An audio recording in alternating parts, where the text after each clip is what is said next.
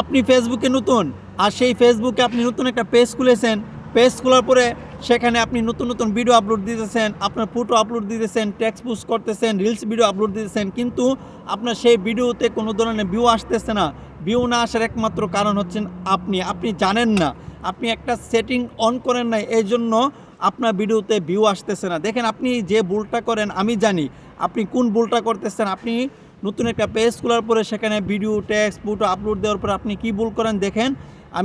আমি ফেসবুকটা ওপেন করছি। ফেসবুক ওপেন করার পরে যে দেখেন, আমি ফেসবুক পেজের যে প্রোফাইলটা আছে সেখানে টাচ করছি।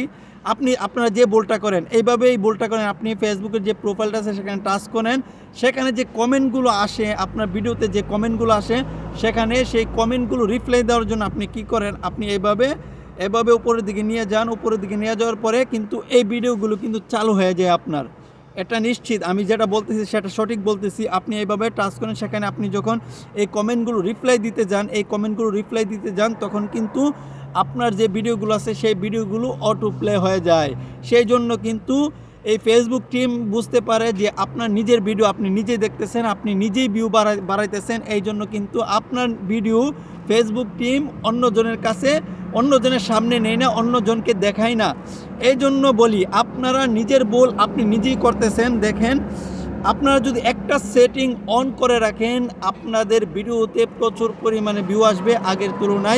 আজকের তুলনায় অনেক বেশি ভিউ আসবে কালকে, যদি আপনারা একটা সেটিং অন করে রাখেন। একটা সেটিং আপনারা যদি বন্ধ করে রাখেন, তাহলে আমি আপনাকে বলবো যে আপনার ভিডিওতে আগের তুলনায় প্রচুর পরিমাণে ভিউ আসবে, যদি আপনারা এই সেটিংটা করে রাখেন। এই সেটিংটা করার জন্য সর্বপ্রথম আপনাকে যে কাজটা করতে হবে, আপনাকে এই যে 3 ডট আছে এখানে টাচ করবেন। এখানে টাচ করার পরে আপনারা নিচের দিকে স্ক্রল করবেন। নিচের দিকে স্ক্রল করার পরে আপনারা সেটিং অ্যান্ড প্রাইভেসিতে টাচ করবেন। সেটিং অ্যান্ড প্রাইভেসিতে টাচ করার পরে আপনারা সেটিংয়ে যাবেন। সেটিংয়ে যাওয়ার পরে আপনারা কি করবেন, আপনারা তারপরে এবং নিচের দিকে স্ক্রল করবেন। নিচের দিকে স্ক্রল করার পরে আপনারা দেখবেন, এখানে দেখেন মিডিয়া নামক একটা অপশন আছে, সেখানে টাচ করবেন। সেখানে টাচ করার পরে দেখেন এখানে হচ্ছে অপশন, এখানে অপশন আছে। এই যে দেখেন নিচে দেখেন অটো প্লে এপিড স্টোরেজ। এখানে দেখেন আপনি ওয়াইফাইয়ের মাধ্যমে কি আপনি ওই অটো প্লে করতে চান, নাকি আপনি নেটের মাধ্যমে, আপনার মোবাইল নেটের মাধ্যমে আপনি কি অটো প্লে করতেছেন। এখানে অপশনগুলো আছে, এই যে দেখেন 3টা অপশন। এখানে উপরে যে 2টা আছে কোনোটাই করবেন না, উপরে দুটোটাই বন্ধ রাখবেন। আর নিচের যে নেবার আছে এটাকে আপনি টিক চিহ্ন দিয়ে দিবেন। এই যে দেখেন আমার এখানে যেভাবে আছে সেভাবে রাখবেন। তাহলে কিন্তু আপনার ভিডিও আর কখন অটো প্লে হবে না। আপনার ভিডিও কিন্তু ফেসবুক টিম অন্যজনের কাছে সাজেস্ট করবে, অন্যজনের সামনে নিয়ে যাবে, তারা কিন্তু আপনার ভিডিওগুলো দেখবে, আর সেই ভিডিওতে প্রচুর পরিমাণ ভিউ আসবে, লাইক কমেন্ট আসবে। এই জন্য আপনাদেরকে বলবো এই সেটিংটা করে রাখবেন, অবশ্যই এই সেটিংটা করে রাখবেন।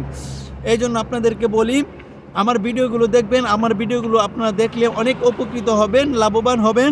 আর আমার আজকের এই ভিডিওটা দেখার পরে যদি আপনার ন্যূনতম উপকার এসে থাকে, অবশ্যই ভিডিওটা শেয়ার করে দিবেন। প্লিজ সবাইকে দেখার সুযোগ করে দিবেন।